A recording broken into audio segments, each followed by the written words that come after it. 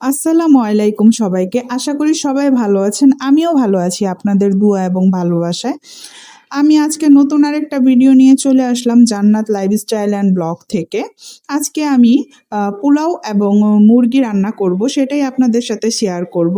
আমার হাজবেন্ড রাত্রের 11:30টার দিকে বলতেছিল যে তার পোলাও এবং মুরগির মাংস খেতে ইচ্ছে করেছে। তো চিন্তা করলাম যখন খেতে চাইছে তখন রাত্রেই রান্না করে দেই। সেই 12টার দিকে ফ্রিজ থেকে মুরগি নামিয়ে প্রসেসিং করে রান্না করতে করতে বেজে গেছে প্রায় 1টা, রান্না শেষ হয়েছে 2টার দিকে।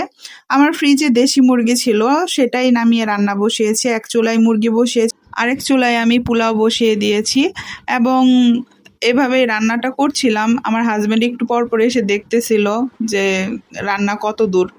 ও আমার কাছে মাঝে মাঝেই এরকম বায়না করে বাচ্চাদের মতো, আর আমার এইসব বায়না পূরণ করতে খুব ভালো লাগে।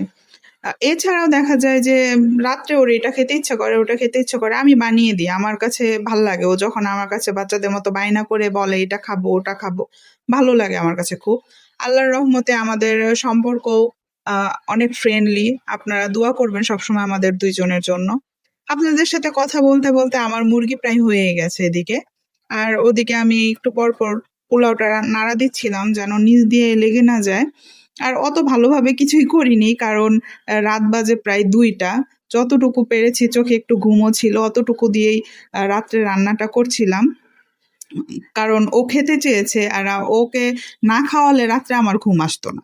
সেজন্যই আমি এত রাত্রে রান্নাটা করছিলাম। এই তো আমার মুরগি হয়ে গেছে, পোলাও হয়ে গেছে, নাড়াচাড়া দিয়ে রেখে দেব।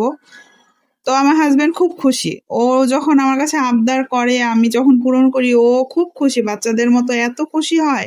আমার ওর খুশি মুখটা দেখলেই খুব ভাল লাগে। এই তো আমার মুরগিটাও হয়ে গেছে। এখন আমি সুন্দরভাবে পরিবেশনা করে ওকে খেতে দেব। এই তো খাবারের জন্য একদম রেডি। এখন বাজে হচ্ছে রাত 2টা 30। তো ওকে খেতে দিচ্ছি, ও এখন খাবে। আশা করি নেক্সট ভিডিওতে আবার আপনাদের সাথে দেখা হবে। আজকে এই পর্যন্তই। আসসালামু আলাইকুম।